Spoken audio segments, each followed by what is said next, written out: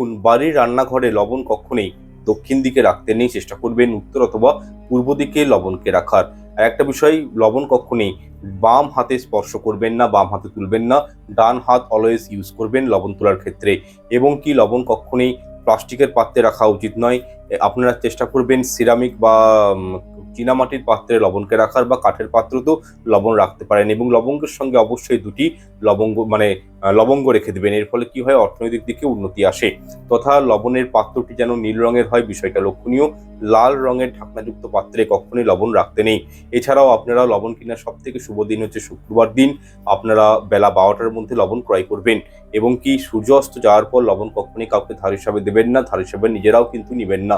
এছাড়াও আপনাদের বাথরুমে কিছুটা লবণ, ফিটকারি এবং দুটি লবঙ্গ যদি রেখে দিতে পারেন চীনামাটির পাত্রে, এর ফলে কি হয়, রাহুর দুষ্প্রভাবটা কমে যায় এবং পারিবারিক ক্ষেত্রে আয় উন্নতি বৃদ্ধি পায়।